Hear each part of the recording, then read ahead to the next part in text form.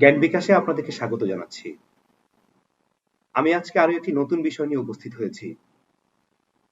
আমার আজকের টিউটোরিয়ালের বিষয় position and recognition of different parts of sentence, অর্থাৎ বাক্যের যে বিভিন্ন অংশগুলো থাকে সেই অংশগুলো কোথায় কোথায় বসে এবং সেগুলোকে আমরা আসলে সহজে কিভাবে শনাক্ত করতে পারবো, এই বিষয়টি নিয়ে আমরা আজ আলোচনা করব। সাবজেক্ট, আমরা সকলেই জানি সাবজেক্ট হচ্ছে কর্তা, আর সাবজেক্ট সাধারণত বাক্যের প্রথমে বসে এবং ফাইনাইট ভার্ব কিংবা প্রিন্সিপাল ভার্বের পূর্বেই সাবজেক্টের অবস্থান থাকে। এই বিষয়টি আমাদেরকে আসলে খুব ভালোভাবে মনে রাখতে হবে। I, we, you, he, they, she, who, it এবং যে কোনো নাম আসলে বাক্যে সাবজেক্ট হিসেবে ব্যবহৃত হতে পারে। নিশ্চয় আমাদের জানা আছে বাক্যে যে নাউন বা প্রোনাউন আসলে ক্রিয়ার কাজ সম্পাদন করে তাকেই সাবজেক্ট বলা যায়। সুতরাং নাউন কিংবা প্রোনাউনই কেবলমাত্র বাক্যে সাবজেক্ট হিসেবে ইউজ হতে পারে। অন্য কোনো পার্টস অফ স্পিচ আসলে বাক্যে সাবজেক্ট হিসেবে ইউজ হতে পারে না। যদি বাক্যে কোনো শব্দকে সাবজেক্ট হিসেবে ইউজ হতে হয় তবে অবশ্যই তাকে আগে নাউন কিংবা প্রোনাউনে রূপান্তরিত হতে হবে, তবেই সে বাক্যে সাবজেক্ট হিসেবে ইউজ হতে পারবে। He is my younger brother, এই বাক্যটিতে সাবজেক্ট হি এবং এই শব্দটি বাক্যের শুরুতে ব্যবহৃত হয়েছে আর ফাইনাইট ভার্ব ইজ এর পূর্বে ব্যবহৃত হয়েছে। সুতরাং আমরা একটু আগে বলেছিলাম সাবজেক্ট সাধারণত ফাইনাইট ভার্বের পূর্বে কিংবা বাক্যের শুরুতে ব্যবহৃত হয়।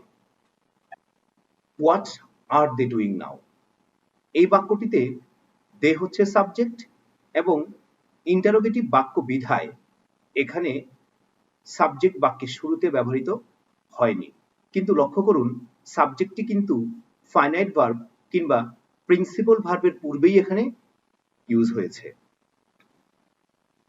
ক্রিয়াকে হু কিংবা হোয়াট দ্বারা প্রশ্ন করলে, অর্থাৎ কে, কারা, কি ইত্যাদি দ্বারা প্রশ্ন করলে যে উত্তর পাওয়া যায় তাই হচ্ছে আসলে বাক্যের সাবজেক্ট। সুতরাং যদি আমরা কোনো বাক্যের সাবজেক্ট বুঝতে না পারি কিংবা সাবজেক্ট নিয়ে আমাদের গোলমাল লেগে যায়, তাহলে আমরা বাক্যের যে ভার্ব বা ক্রিয়া আছে তাকে হু দ্বারা প্রশ্ন করব কিংবা হোয়াট দ্বারা প্রশ্ন করব, তবেই কিন্তু আমাদের বাক্যের সাবজেক্ট অতি সহজে শনাক্ত হয়ে যাবে। The boys playing cricket in the rain, এই বাক্যটিতে দ্য বয় হচ্ছে সাবজেক্ট, আর এই সাবজেক্টটিকে শনাক্ত করার জন্য আমরা যদি ভার্বকে হু দ্বারা প্রশ্ন করি তাহলে অতি সহজে উত্তরটা বেরিয়ে আসে the boy. Who is playing cricket in the rain, উত্তরটি চলে আসে the boy. Corona virus is spreading fast day by day, এই বাক্যটির সাবজেক্ট হচ্ছে করোনা ভাইরাস, আর আমরা যদি এখানে ক্রিয়াকে প্রশ্ন করি অর্থাৎ ইজ স্প্রেডিং, এই ক্রিয়াকে প্রশ্ন করি হোয়াট ইজ স্প্রেডিং, উত্তর আসছে কিন্তু উত্তর আসছে করোনা ভাইরাস। সুতরাং কোনো সাবজেক্ট শনাক্ত করতে হলে আমাদেরকে যা করতে হবে তা হচ্ছে ক্রিয়াকে হু বা হোয়াট দ্বারা প্রশ্ন করতে হবে, তবে আমাদের সাবজেক্টটি অতি সহজে আনভেইলড হয়ে যাবে। ক্রিয়া, ক্রিয়া সাধারণত সাবজেক্টের পরে বা কর্তার পরে ব্যবহৃত হয়। মূলত প্রিন্সিপাল ভার্ব বা ফাইনাইট ভার্ব হচ্ছে সাবজেক্টের পরে বাক্যে ব্যবহৃত হয়, কিন্তু অক্সিলিয়ারি ভার্ব দুটি ক্ষেত্রে ব্যবহৃত হতে পারে। নাম্বার ওয়ান, বাক্যটি যদি ইন্টারোগেটিভে হয় তবে অক্সিলিয়ারি ভার্ব সাধারণত সাবজেক্টের পূর্বে ইউজ হবে, আর যদি বাক্যটি অ্যাসার্টিভ সেন্টেন্সের হয় তবে অক্সিলিয়ারি ভার্ব মূল ভার্বের পূর্বে এবং সাবজেক্টের পরে বসবে। আমাদেরকে এই বিষয়টি খুব ভালোভাবে মনে রাখতে হবে। I was charmed at her beauty, এই বাক্যটিতে ওয়াজ হচ্ছে ভার্ব এবং ভার্বটি সাবজেক্টের পরে বাক্যে ইউজ হয়েছে। Yesterday we enjoyed a horror movie, এই বাক্যে এনজয়েড হচ্ছে ভার্ব এবং ভার্বটি সাবজেক্টের পরে পজিশন নিয়েছে। Is she recovering from COVID-19, এই বাক্যটিতে মেইন ভার্ব অবস্থান নিয়েছে সাবজেক্টের পরে কিন্তু বাক্যটি ইন্টারোগেটিভ হওয়ায় অক্সিলিয়ারি ভার্ব অবস্থান নিয়েছে সাবজেক্টের পূর্বে। অবজেক্ট, কর্ম। কর্তা যাকে কেন্দ্র করে তার কার্য সম্পাদন করে তাই হচ্ছে অবজেক্ট বা কর্ম। অবজেক্ট সাধারণত ট্রানজিটিভ ভার্বের পরে কিংবা প্রিপোজিশনের পরে কিংবা নন ফাইনাইট ভার্বের পরে ব্যবহৃত হয়। এই বাক্যটি লক্ষ্য করুন, I told him the matter। এই বাক্যটিতে দুটি অবজেক্ট রয়েছে, হিম এবং দ্য ম্যাটার। দুটি অবজেক্টই ট্রানজিটিভ ভার্ব told এর পরে অবস্থান নিয়েছে। I informed her the fact immediately। এই বাক্যেও দুটি অবজেক্ট রয়েছে, হার এবং দ্য ফ্যাক্ট। আর এই দুটি অবজেক্টই ট্রানজিটিভ ভার্ব ইনফর্মড এর পরে বাক্যে ব্যবহৃত হয়েছে। We are writing an application to the headmaster। এ বাক্যে an application অবজেক্টটি রাইটিং ফাইনাইট ভার্বের পরে অর্থাৎ ট্রানজিটিভ ভার্বের পরে বসেছে, আর দ্য হেডমাস্টার এই অবজেক্টটি প্রিপোজিশনের পরে বসেছে। লক্ষ্য করুন, এই তিনটি উদাহরণে যে অবজেক্টগুলো রয়েছে এই অবজেক্টগুলোকেই কেন্দ্র করে মূলত কর্তা তার ক্রিয়ার কাজ সম্পাদন করেছে। প্রথম উদাহরণটিতে হিম এবং দ্য ম্যাটার, এই দুটি অবজেক্টকে কেন্দ্র করে কর্তা মূলত তার কাজ সম্পাদন করেছে। সে কি করেছে? সে ব্যাপারটি তাকে বলেছে। বলার সঙ্গে জড়িত দুটি জিনিস কি? একটি হলো সে, অন্যটি হলো দ্য ম্যাটার। দ্বিতীয় উদাহরণে হার এবং দ্য ফ্যাক্ট, এই দুটি অবজেক্টকে কেন্দ্র করে কর্তা তার কাজ সম্পাদন করেছে এবং সে কি করেছে? ইনফর্মড করেছে। দুটি বিষয় ইনফর্ম করেছে, অর্থাৎ তার কাজের যে বস্তুগুলো, কাজের যে বিষয়গুলো সেগুলো কি? হার এবং দ্য ফ্যাক্ট। একজনের কাছে বলেছে এবং একটি বিষয় বলেছে। We are writing an application to the headmaster। এখানে an application এই বস্তুটি বা এই বিষয়টি দ্বারা কর্তা তার রাইট বা লেখা সম্পন্ন করেছে। আর এটি কার কাছে করেছে? করেছে হেডমাস্টারের কাছে। সুতরাং এখানেও কর্তা তার ভার্বের কাজ সম্পাদন করার জন্য an application এবং দ্য হেডমাস্টার এই দুটি বস্তুকে গ্রহণ করেছে। সুতরাং কর্তা যখন কোনো বস্তুকে কেন্দ্র করে তার কার্য সম্পাদন করে তাই হচ্ছে বাক্যের অবজেক্ট বা কর্ম। ভার্ব বা ক্রিয়াকে যদি আমরা হুম, কাকে কিংবা হোয়াট, কি, এই দুটি শব্দ দ্বারা প্রশ্ন করি তাহলে কিন্তু অতি সহজেই বাক্যের অবজেক্ট আসলে চিহ্নিত করা সম্ভব। অনেক ক্ষেত্রে আমাদের যা হয়ে থাকে তা হচ্ছে আমরা অবজেক্ট নিয়ে গুলিয়ে যাই। কেননা আমরা যখন কোনো বাক্যকে অ্যাক্টিভ থেকে প্যাসিভ ভয়েস করি তখন আমাদের অবজেক্টকে সাবজেক্টে রূপান্তরিত করতে হয়। সেক্ষেত্রে আমাদের বাক্যের অবজেক্টটি শনাক্ত করা অত্যন্ত জরুরি বিষয় হয়ে দাঁড়ায়। সুতরাং আমাদেরকে মনে রাখতে হবে, যদি কোনো বাক্যের অবজেক্ট শনাক্ত করতে আমাদের সমস্যা হয় সেক্ষেত্রে আমরা ক্রিয়াকে হুম কিংবা হোয়াট দ্বারা প্রশ্ন করব এবং এতে আমাদের সাবজেক্টটি অতি সহজে শনাক্ত হয়ে যাবে। চলুন দুই একটি এক্সাম্পলের মাধ্যমে বিষয়টি পরিষ্কার হওয়া যাক। I have paid a visit to the zoo। এই বাক্যটিতে একটি অবজেক্ট রয়েছে, সেটি হচ্ছে a visit। এখন যদি আমি ক্রিয়াকে প্রশ্ন করি what you have paid, উত্তর আসছে a visit। I gave her a pen। এই বাক্যটি লক্ষ্য করুন, এই উদাহরণটিতে দুটি অবজেক্ট আছে। যদি আমরা অবজেক্ট বুঝতে না পারি তবে ক্রিয়াকে প্রশ্ন করুন কাকে দিয়েছো? whom did you give?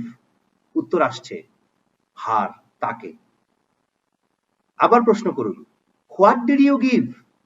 উত্তর আসছে a pen।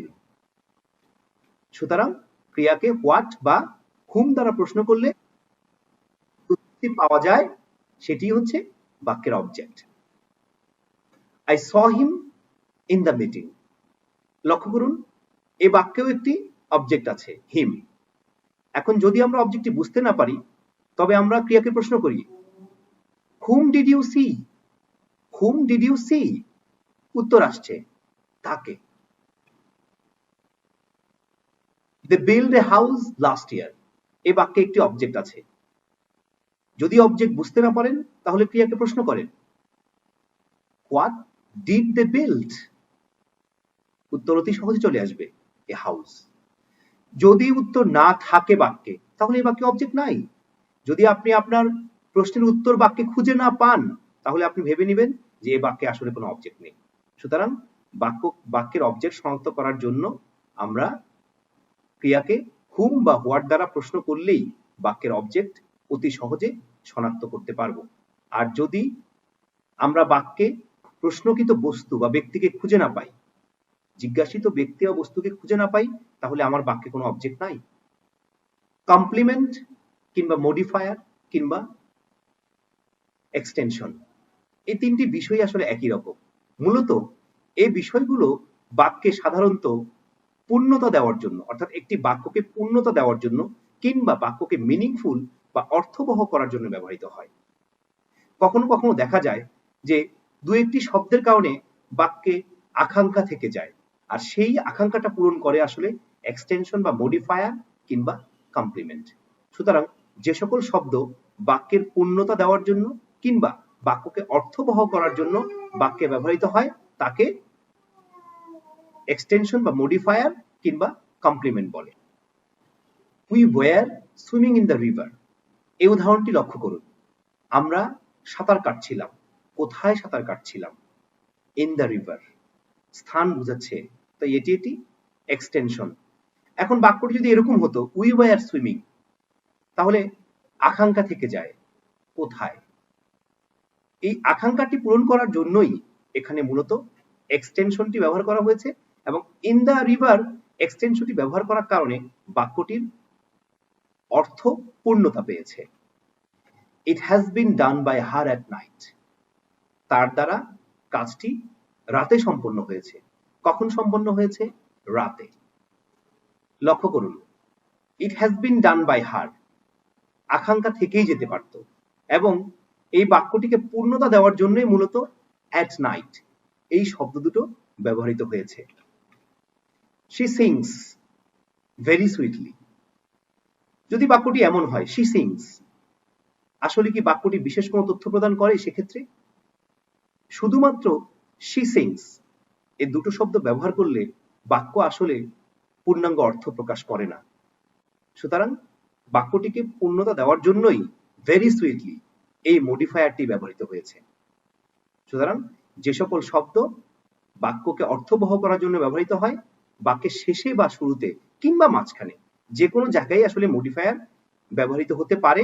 মডিফায়ার হচ্ছে এমন একটা জিনিস যার স্থান বাক্যের অর্থ অনুসারে কিংবা বাক্যের এক্সপ্রেশন অনুসারে বদলাতে পারে। কোনো বাক্যে preposition plus name of place যদি থাকে তবে সেটি বাক্যের এক্সটেনশন হিসেবে গণ্য হবে। যেমন the boys are playing in the field, the girls are performing on the stage. লক্ষ্য করুন, দা ফিল্ডের আগে ইন, দ্য স্টেজের আগে on, preposition plus name of place. যদি কোনো বাক্যে preposition plus name of place থাকে তবে সেটিকে বাক্যের এক্সটেনশন বলে গণ্য করা যাবে। যদি আমরা বাক্যের এক্সটেনশন বা কমপ্লিমেন্ট বা মডিফায়ার শনাক্ত করতে না পারি সেক্ষেত্রে আমাদের আসলে উপায়টা কি? সেক্ষেত্রে আমাদের উপায়টি হচ্ছে বাক্যের ক্রিয়াকে আমরা হোয়ার কোথায়, হোয়েন কখন, হোয়াই কেন, হাউ কিভাবে, কিংবা কেমন ভাবে ইত্যাদি দ্বারা প্রশ্ন করতে পারি, এবং এই প্রশ্নগুলো করলেই আসলে বাক্যের এক্সটেনশন বা মডিফায়ার বা কমপ্লিমেন্ট সহজে আমাদের কাছে বোধগম্য হবে। I live in Lakshmipur district, এই বাক্যটির এক্সটেনশন শনাক্ত করার জন্য আমরা প্রশ্ন করতে পারি হোয়ার ডু ইউ লিভ, উত্তর কি আসবে? ইন লক্ষ্মীপুর। আমরা হোয়ার দ্বারা প্রশ্ন করে এখানে অতি সহজেই বাক্যের এক্সটেনশনটি শনাক্ত করতে পারলাম। He was ran over by a car yesterday night, এই বাক্যটিতে আমরা যদি এক্সটেনশন শনাক্ত করতে ব্যর্থ হই তবে আমরা একটি সহজ উপায় অবলম্বন করতে পারি, আর সেটি কি? সেটা হচ্ছে আমরা ক্রিয়াকে প্রশ্ন করতে পারি when was she run over, উত্তর অতি সহজে বের হয়ে যাচ্ছে ইয়েস্টারডে নাইট, গতকাল রাতে। সুতরাং ক্রিয়াকে হোয়েন, হাউ, হোয়ার, হোয়াই ইত্যাদি দ্বারা প্রশ্ন করে আমরা অতি সহজেই বাক্যের এক্সটেনশন শনাক্ত করতে পারি। যদি হোয়েন, হাউ, হোয়াই, হোয়ার দ্বারা প্রশ্ন করার পরে কোনো রেসপন্স না পাওয়া যায় কিংবা বাক্যে তা খুঁজে না পাওয়া যায়, তবে সেই বাক্যে কোনো এক্সটেনশন নাই, কোনো কমপ্লিমেন্ট নাই কিংবা কোনো মডিফায়ার নাই। আজ এ পর্যন্তই। আজকের এই টিউটোরিয়ালটি শোনার জন্য জ্ঞান বিকাশ টিউটোরিয়ালের সকল দর্শক এবং শ্রোতাকে আন্তরিক ধন্যবাদ জানাচ্ছি। আমার এই টিউটোরিয়ালটি যদি আপনাদের ভালো লাগে তবে আমার চ্যানেলটি সাবস্ক্রাইব করার জন্য অনুরোধ জানাচ্ছি, আর চ্যানেলটি বেশি বেশি শেয়ার এবং লাইক কমেন্ট করারও অনুরোধ রইল। আপনাদের সকলের সুস্বাস্থ্য এবং মঙ্গল কামনা করে আজকের মতো এখানেই বিদায় নিচ্ছি। আল্লাহ হাফেজ।